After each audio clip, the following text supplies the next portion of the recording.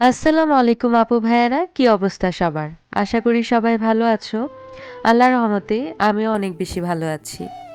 আজকে আমি তোমাদের সাথে একটা ডেইলি লাইফস্টাইল ব্লগ শেয়ার করব। আমি হচ্ছে মহিমা জাহান।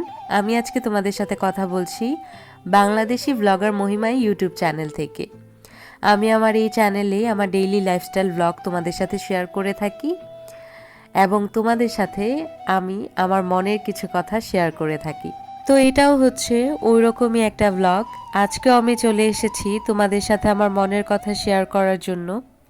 তোমাদের সাথে মনের কথা শেয়ার করলে একদিকে যেমন শান্তি লাগে, অন্যদিকে কঠিন পরিস্থিতি মোকাবেলার সাহসও পাই আমি। প্রথমে সকালবেলা উঠেই আমি হচ্ছে ব্রেকফাস্ট করে নিচ্ছিলাম। আজকে ব্রেকফাস্টে ছিল রুটি, সবজি আর এক পিস মাংস আমি নিয়েছিলাম। এই মাংসটা হচ্ছে আগের দিন রাতের ছিল, তো আমি হচ্ছে এখানে মাংস নিয়ে নিয়েছিলাম এক পিস। আর সাথে হচ্ছে একটা রোল আমি ভেজে নিয়েছিলাম। এটা হচ্ছে চিকেন ভেজিটেবল রোল। আমি আগে থেকে বানিয়েই ফ্রিজে স্টোর করে রেখেছিলাম। তো আমি হচ্ছে সকালে এটাই ভেজে নিয়েছিলাম। এমনিতে সকালের দিকে আমার খুব ভারী খাবার খাওয়া পছন্দ না। খুব তেলযুক্ত খাবার বা খুব মশলাযুক্ত খাবার আমার পছন্দ না সকালে। কিন্তু এমন মাঝে মাঝে হয় না যে সকালবেলা উঠেই মশলাদার বা হচ্ছে একটু ভাজা পোড়া টাইপের খেতে ইচ্ছে করে। তো ওই রকম একটা দিনই ছিল এটা। তা আমি হচ্ছে সকালবেলা উঠে আমার ব্রেকফাস্টটা শেষ করে তাড়াহুড়ো করে আমার ঘরটা একটু গুছিয়ে নিলাম। আজকে অনেক কাজ রয়েছে, কারণ আজকে আমার বাসায় হচ্ছে মেহমান আসবে। যেহেতু মেহমান আসবে তাই ঘর বাড়ি সব গুছিয়ে রান্না বান্নারও একটা ব্যাপার থাকে। সকালবেলা উঠেই আমি খাওয়া দাওয়া করে ঘর গুছানোর জন্য লেগে পড়লাম। প্রথমেই হচ্ছে আমি আমার বেডশিটটা চেঞ্জ করে নিলাম।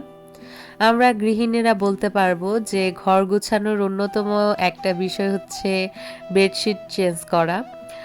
বিছানার চাদর যখন হচ্ছে আমরা চেঞ্জ করি, দেখা যায় যে পুরো ঘরের লুকটাই চেঞ্জ হয়ে যায়।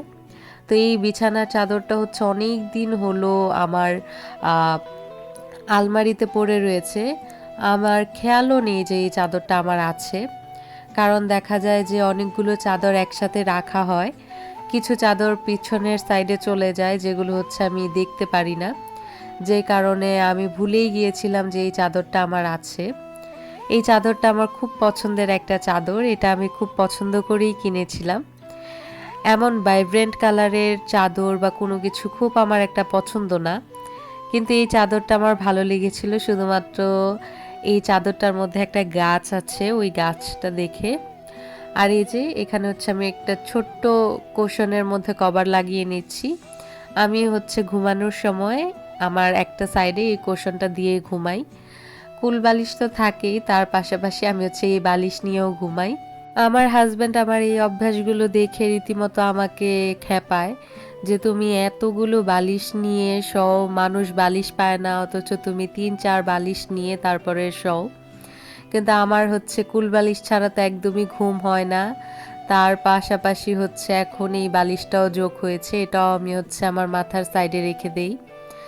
তো এই যে দেখো কত সুন্দর বিছানার চাদরটা।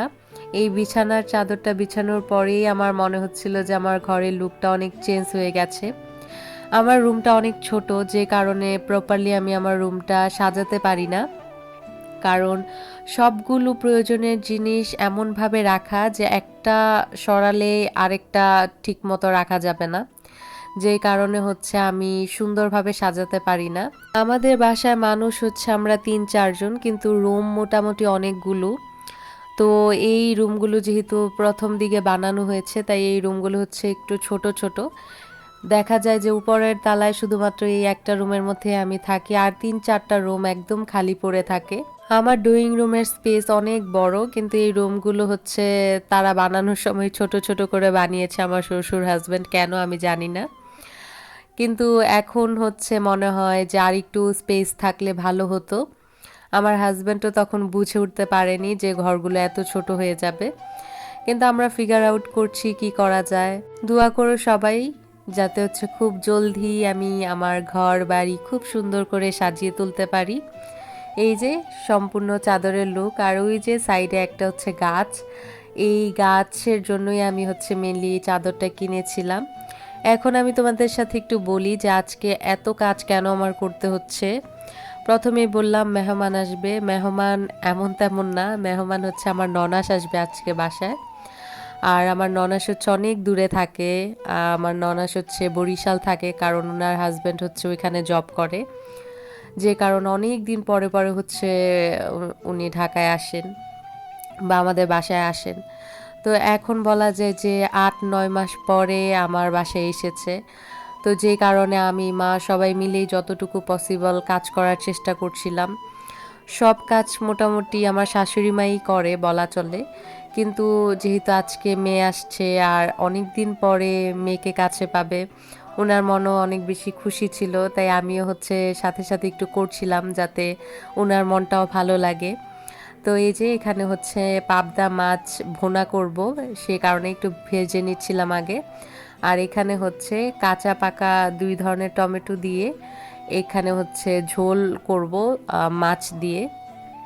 কারণ আমার ননাস হচ্ছে মাছ মাংস থেকে এই ধরনের জিনিস খেতে বেশি পছন্দ করে। ভর্তা, তারপর হচ্ছে এরকম ছোট মাছ, এগুলো ওনার অনেক বেশি পছন্দ। তাই হচ্ছে আমরা এখানে এগুলোই রান্না করছিলাম, মাংসও ছিল সাথে, কিন্তু এগুলোই মেনলি রান্না করা হয়েছিল। আর আমার ননাসের যেহেতু ছোট 2টা বেবি আছে, একজন মেয়ে আছে একজন ছেলে আছে, তো তাদের জন্য এখানে হচ্ছে চিংড়ি মাছ ভেজে নিচ্ছিলাম। আর ওই দিন আমার শ্বশুর অনেকগুলো মাছ এনেছিল, 3-4 প্রকারের মাছ এনেছিল। সেগুলো আমার শাশুড়ি মা কেটে বেছে সব কিছু গুছিয়েছে, আমি হচ্ছে ওনাকে একটু হেল্প করছিলাম, ওগুলো ফ্রিজে রাখছিলাম। আর এই যে এগুলো হচ্ছে রান্না বান্না, এখানে হচ্ছে টমেটো টক ছিল, মুরগির মাংস ছিল, তারপরে হচ্ছে এখানে মাছ ভুনা ছিল। এগুলো খাওয়া দাওয়া করার পরে বিকালের দিকে আমি এখানে চিকেন রোল বানিয়ে নিয়েছিলাম। আগের দিন যেহেতু আমরা চিকেন রোল বানিয়ে খেয়েছি, পরের দিন হচ্ছে আমার ননাস এসেছে, তাই চিন্তা করলাম বাচ্চাদের জন্য এই চিকেন ভেজিটেবল রোলটা বানিয়ে দিই, তারা অনেক বেশি পছন্দ করবে। তাই হচ্ছে এই চিকেন ভেজিটেবল রোলটা বানিয়ে দিয়েছিলাম। আমার সামনে এক্সামও, কিন্তু এত কাজ করা হচ্ছে এই কয়েকদিন, ভালো লাগছে, খুশি লাগছে, সবার সাথে গল্প করছি, কাজ করছি, আনন্দ লাগছে। কিন্তু পরীক্ষার কারণে হচ্ছে কাজগুলো মনোযোগ দিয়ে করতেও পারছি না, সামনেই যেহেতু পরীক্ষা। কিন্তু তাও মেহমান এলে তো আমার খুবই ভালো লাগে। তো এটাই ছিল আজকের আমার ছোট্ট একটা ব্লগ আপু ভাইয়েরা, যারা আমার এই ব্লগটা পছন্দ করেছো বা যাদের এই ভিডিওর কোনো অংশ ভালো লেগেছে, ডেফিনেটলি তারা কিন্তু আমার চ্যানেলটা সাবস্ক্রাইব করে দিয়ে পাশের নোটিফিকেশন বেলটা প্রেস করে দিবে, যাতে আমি ভিডিও ছাড়লে তোমরা সাথে সাথে আপডেট পেয়ে যাও। ভিডিওটাতে একটা লাইক করে দিও, কোনো কোশ্চেন থাকলে অবশ্যই করো, কমেন্ট করো, আমি সবার কমেন্টে রিপ্লাই দিয়ে থাকি। আল্লাহ হাফিজ।